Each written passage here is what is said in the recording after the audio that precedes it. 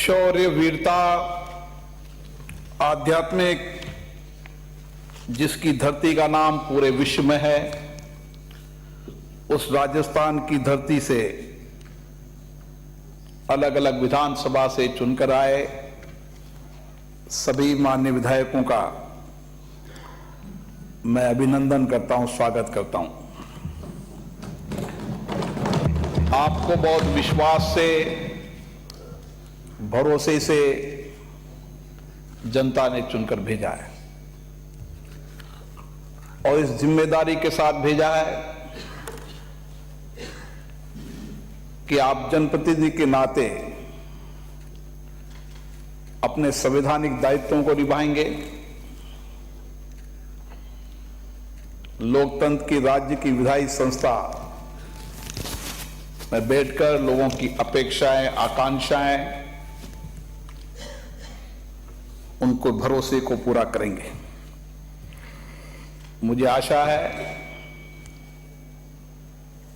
कि आप सब चुनकर आए विधायक इस राज्य के कल्याण के लिए, समृद्धि के लिए सामूहिकता से काम करते हुए जो राजस्थान विधानसभा का गौरवशाली इतिहास रहा है उसकी परंपरा को भी कायम रखेंगे। राजस्थान का विधानसभा का इतिहास, उसकी समृद्ध परंपरा, परपाटियां पूरे देश के राज्य के विधानमंडलों को मार्गदर्शन देती है। हम सबका सौभाग्य है कि इस विधानमंडल से के नेता के रूप में हमारे वरिष्ठ नेता माननीय उपराष्ट्रपति जी, जिन्होंने लंबे समय तक राज्य के मुख्यमंत्री के रूप में, प्रतिपक्ष के रूप में काम किया, उन्होंने इस विधानसभा की समृद्ध परंपरा कायम की। मोहनलाल सुखाड़िया हैं, जयनारायण व्यास साहब हैं, सभी ने एक समृद्ध परंपरा कायम की और हमारे विधानसभा अध्यक्षों ने भी यहाँ की परंपरा, परपाटियां, नई इनोवेशन करके इस विधानसभा की गौरवशाली परंपरा को बढ़ाने का काम किया। हमारे राजस्थान के इतिहास को जब देखते हैं तो हम पाते हैं कि यहां पर जब राजाओं का राज हुआ करता था उस समय भी लोकतांत्रिक प्रक्रिया हुआ करती थी। उस समय भी विधानसभा में कुछ निर्वाचित, कुछ मनोनीत सदस्य होते थे जो उस राज्य के कल्याण के लिए काम करते थे। और हम भारत के इतिहास को जब देखते हैं तो भारत का इतिहास भी हमेशा हमारी लोकतांत्रिक परंपरा, परपाटियां, हमारी जीवन शैली में लोकतंत्र रहा। इसलिए राजस्थान में विशेष रूप से लोकतंत्र की विचारधारा, लोकतंत्र की कार्यशैली, ये हमारे विचारों में रही है, हमारी कार्यप्रणाली में रही है। इस नाते आपका सौभाग्य है कि आपको राजस्थान विधानसभा का सदस्य होने का मौका मिला है। मुझे भी इस विधानसभा के सदस्य होने का मौका मिला। यहाँ के अनुभव का, यहाँ की कार्यप्रणाली की, यहाँ की प्रॉपर्टियां, परंपराओं का लाभ मुझे मिला और मैंने कोशिश की कि देश की सर्वोच्च संस्था लोकसभा के अंदर हम अच्छी परंपराएं, अच्छी प्रॉपर्टियां जो मेरे पूर्व अध्यक्षों ने इस लोकतंत्र के मंदिर में कायम की, मैंने उन्हीं का अनुसरण करके उसको आगे बढ़ाने का काम किया। आज हम सब गौरवशाली हैं कि दुनिया के अंदर इतने बड़े देश में लोकतांत्रिक प्रणालियां, हमारी चुनाव व्यवस्थाएं निष्पक्ष, निर्वाध, पारदर्शी, ये दुनिया को अचंभित लगता है। जब P20 सम्मेलन में कई देशों के स्पीकर आए, तो माननीय प्रधानमंत्री नरेंद्र मोदी जी ने बताया कि किस तरीके से हमारे यहां पर चुनाव प्रबंध प्रणाली है। 90 करोड़ मतदाता, अनुमानित 70 करोड़ मतदाता मतदान करते हैं और राज्य के से लेकर पंचायत से लेकर दिल्ली तक हमारी सभी संस्थाएं लोकतांत्रिक तरीके से चलती है, लोकतांत्रिक परंपराओं से चलती है, लोकतांत्रिक निर्णयों से चलती है। और इसी विधानसभा के अंदर हम चर्चा, संवाद, विचार विमर्श, लोकतंत्र की ताकत, सहमति असहमति से हमने इस राज्य के कल्याण का काम किया, समृद्धि का काम किया और देश में 75 साल के अंदर हमने इसी लोकतांत्रिक पद्धति से विचार विमर्श, संवाद, चर्चा से हमने इस देश को आगे बढ़ाया। और आज इसी परंपरा से हम हमारी सभी लोकतांत्रिक संस्थाओं में कर रहे हैं, क्योंकि आप राज्य विधानमंडल के सदस्य हैं और राज्य की विधायिकी ये सर्वोच्च संस्था है, इसलिए आपकी जिम्मेदारी बन जाती है कि हम सदन में बैठकर अपने अपनी विधानसभा क्षेत्र के कल्याण की, विकास की, वहां के लोगों की आकांक्षा, अपेक्षाओं की बात भी करें और उसके साथ राज्य के विकास की, कल्याण की, उसकी समृद्धि की, राज्य के प्रमुख मुद्दों के अभाव अभिव्यक्ति की बात भी करें। और मैं कह सकता हूं कि देश की कई लोकतांत्रिक संस्थाओं के उदाहरण है कि इन्हीं संस्थाओं से बैठकर विधायकों ने राज्य के नेता बने, देश के नेता बने। ये संस्थाएं केवल हम एक क्षेत्र का प्रतिनिधित्व करते हैं। अगर विधायक केवल अपने क्षेत्र तक सीमित रहेगा, जो धीरे धीरे मैं लोकसभा में भी देख रहा हूं, विधानसभा में भी ये परंपरा देखता हूं कि धीरे धीरे विधायक अपने विधानसभा क्षेत्र से या लोकसभा तक के क्षेत्र तक सीमित दायरे में बात करता है। आपको चुनकर एक विधानसभा भेजा है, लेकिन कल्याण की जिम्मेदारी आपकी पूरी राज्य की दी है, इसलिए आप राज्य विधानसभा के सदस्य हैं। इस नाते जब राज्य के प्रमुख मुद्दों पर चर्चा हो तो व्यापकता हो, विशालता हो।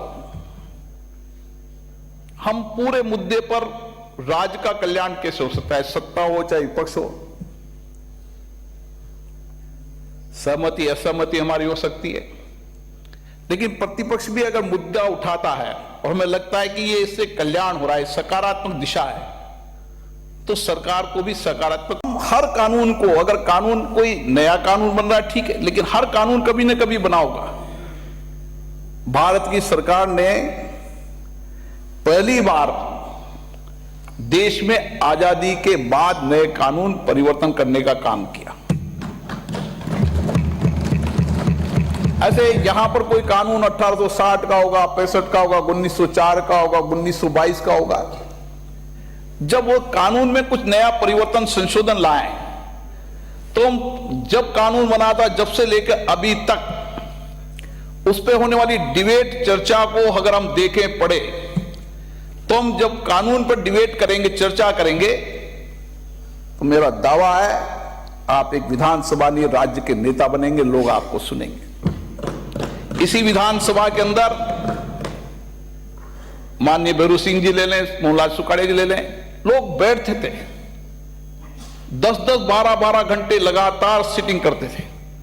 मुझे याद है राजेंद्र राठौड़ जी ले लें, गुलाब कटारिया जी ले लें, ये लोग लंबे समय तक विधानसभा कभी छोड़कर नहीं जाते थे।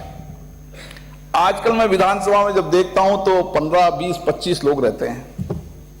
आपको जनता ने बड़ी अपेक्षाओं से साथ चुनकर भेजा और नए विधायक भी नहीं बैठते, पुराने तो चलो फिर भी बैठते हैं, नए विधायक भी नहीं बैठते। और जो बैठेगा, सुनेगा, अनुभव प्राप्त करेगा, वही तर्क से बात करेगा। हमारे साथ कई साथी हमारे साथ बैठे जो हमारे साथ कंपटीशन रहते थे, पर्ची लगाने में सुबह भगते थे जल्दी जल्दी। तो सवाल यह है कि कानून बनाते समय अगर आप तर्क से बात करेंगे, तार्किक तरह से बात करेंगे, तो जो कानून बनाने वाला, लेजिस्लेटिव वर्क करने वाला व्यक्ति है, वो भी कानून बनाते समय 3 बार चर्चा करेगा कि मैं कानून बना के ले जा रहा हूं। कुछ विद्वान विधायक ऐसे हैं जो मेरे इस कानून की पूर्ण समीक्षा करेंगे।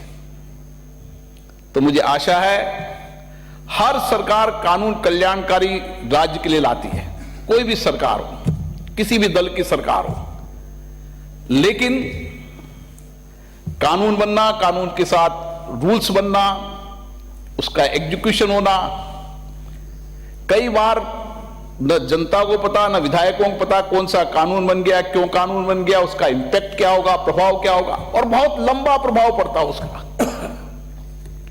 इसलिए कानून बनाते समय, एक्ट बनाते समय भी और रूल्स बनाते समय भी हमें विशेष रूप से ध्यान देना चाहिए। और कानून बनाते समय जितनी आप सारगर्भित चर्चा करेंगे उतना ही बेहतर परिणाम आएगा, कानून उतना ही कल्याणकारी बनेगा। और इसलिए मैं आपसे आग्रह करूंगा कि कानून बनाते समय हमें परिप्रेक्ष्य में, मैं माननीय अध्यक्ष जी से भी आग्रह करूंगा, कुछ सलाह हम भी इनको देंगे, कुछ अगर सहयोग होगा तो इनको करेंगे, कि धीरे धीरे राज्य की विधानसभाओं की जितनी डिबेट चर्चा है उनको हम एक लेजिस्लेटिव प्लेटफॉर्म पर ला दें। भारत की संसद ने जितनी भी राज्य विधानसभाओं की डिबेट है, चर्चा है, बजट है, वो एक प्लेटफॉर्म पर लाने का काम किया है। आप सारे राज्यों के बजट को हमारी लोकसभा की साइट पर देख सकते हैं।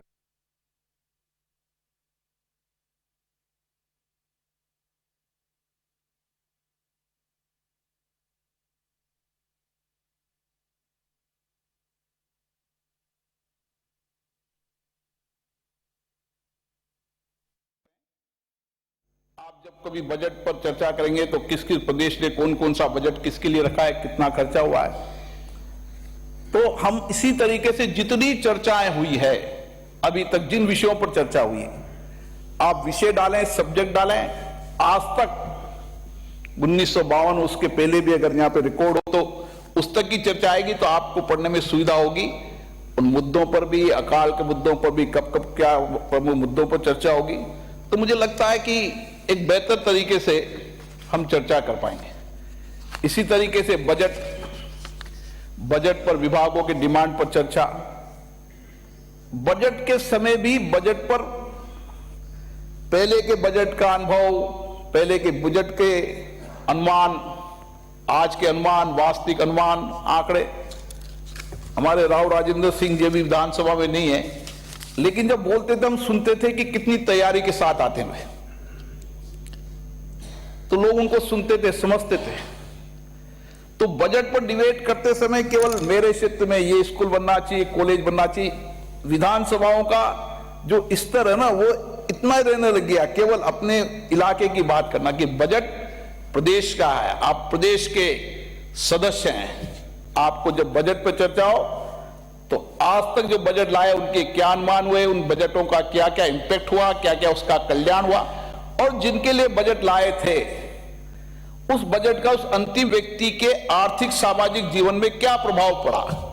जब उसकी उस तरीके से आप डिबेट करेंगे, चर्चा करेंगे, तो आपको लगेगा कि हां इस बजट से परिवर्तन हुआ, उस बजट का लाभ नहीं मिला, या इस बजट को कई बार तो मार्च के एंडिंग में 1 महीने में खर्च किया, पूरे साल में कई बार बजटों को मार्च के अंतिम सप्ताह में या अंतिम महीने में खर्च किया जाता है।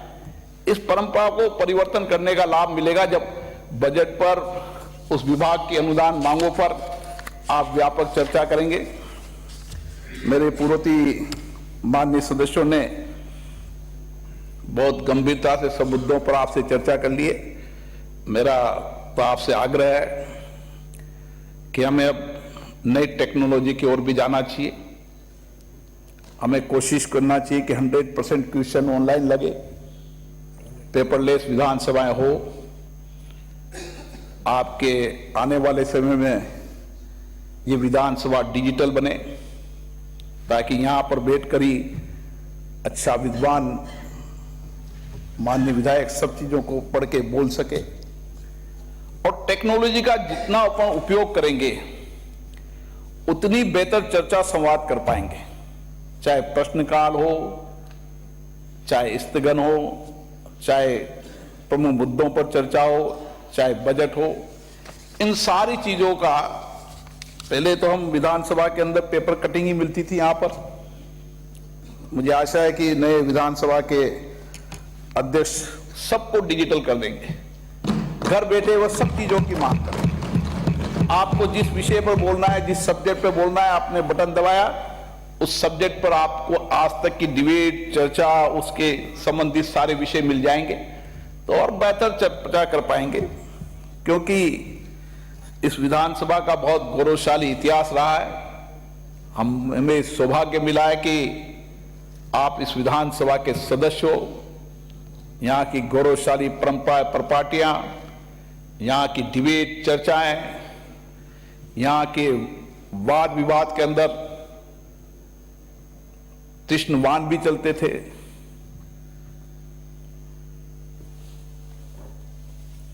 असहमति भी व्यक्त होती थी, विरोध भी होता था, लेकिन धीरे धीरे लोकतांत्रिक संस्थाओं के अंदर जो परंपराएं डरने लगी, ये बहुत अच्छी परंपरा नहीं। मैं यहां भी इसका विशेष रूप से कहूंगा, महामहिम राज्यपाल के अभिभाषण के अंदर हमारे संसद में कभी व्यवधान पैदा नहीं होता। मैं राज्य की विधानसभा में आग्रह करूंगा कि राज्यपाल हमारे संवैधानिक पद पे हैं, कम से कम उनके भाषण पर, अभिभाषण पर कोई गतिरोध पैदा नहीं होना चाहिए। हमारी कोशिश होना चाहिए कि हम अध्यक्ष जी से मिले, कुछ महत्वपूर्ण मुद्दों पर चर्चा करना है तो उसका विषय उठाएं। कोई लाभ नहीं मिलता, सदनों में गतिरोध से कोई बेहतर परिणाम नहीं होगा, और गतिरोध से हम जनता का कल्याण भी नहीं कर पाएंगे। हम सार्थक परिणाम जब भी ला पाएंगे, चाहे पक्ष हो विपक्ष हो, जब हम सदनों में चर्चा करेंगे, डिबेट करेंगे, मुद्दे उठाएंगे, तो हम कार्यपालिका की पारदर्शिता भी ला पाएंगे और कार्यपालिका के एग्जीक्यूशन के अंदर भी बेहतर ला पाएंगे, और शासन के अंदर भी, सरकार में भी पारदर्शिता जवाब देते कर पाएंगे। इसलिए सदन चर्चा, मुद्दों पर, विषयों पर संवाद के लिए है। ये सदन में हमने वर्षों तक लोकतंत्र में चर्चा से, संवाद से, सहमति से, असहमति से, डिबेट से, हमने इस राज्य और देश के अंदर जो कुछ भी परिवर्तन किया है, ये इसी लोकतांत्रिक प्रक्रिया से किया है। लोकतंत्र ही शासन चलाने की सर्वश्रेष्ठ पद्धति है, दुनिया में हमने साबित किया है। और आज हम कह सकते हैं कि हमारा संविधान, अब संविधान की डिबेट, हम जब कभी किसी परिपक्व और बहुत अनुभवी नेता को सुनते हैं तो उन्होंने संसद की पूरी, संविधान की पूरी डिबेट के एक एक शब्दों को उन्होंने पढ़ा है। जब एक एक संविधान की, सदन पर आप एक एक संविधान की एक एक धाराओं पर कितनी लंबी चर्चा हुई, बहुत देर तक चर्चा हुई। उस समय भी कोई ऐसा नहीं था कि कोई सहमति थी, हर विषय पर सहमति असहमति होती थी, लेकिन सहमति असहमति करते करते हमने एक बेहतर संविधान बनाया जो आज हम सबका मार्गदर्शन है। आवश्यकता होने पर हमने परिवर्तन भी किया। इसलिए मुझे आशा है कि राज्य विधानसभा के अंदर भी हम चुनकर आए, सत्ता पक्ष हो प्रतिपक्ष हो, हमारे लोकतंत्र की एक अच्छी परंपरा है कि हम दोनों पक्ष मिलकर राज्य के महत्वपूर्ण हितों पर, जनता के जिन बुनियादी सवालों पर, और हम किस तरीके से मिलकर इस राज्य को समृद्धशाली, गौरवशाली और एक अच्छी परंपराओं के साथ इस राज्य को आर्थिक और सामाजिक परिवर्तन में सबसे अग्रणी रूप से ले जाएं। हमारे माननीय मुख्यमंत्री जी भी, एक लंबा संगठन का अनुभव है, लंबी कार्य प्रणाली का अनुभव है, इसका लाभ निश्चित रूप से राज्य को मिलेगा। हमारे विधानसभा अध्यक्ष जो लंबे समय तक विधायक रहे, जो मंत्री के रूप में भी काम किया है, मुझे लगता है उनके अनुभव का लाभ इस संवैधानिक संस्था को मिलेगा और इस संवैधानिक संस्थाओं में वो नई परंपराएं, नई प्रपाटियां, श्रेष्ठ परंपराओं को कायम रखकर सबको अधिकतम समय बोलने का अवसर देंगे। आप सबको बहुत बहुत शुभकामनाएं, बहुत बहुत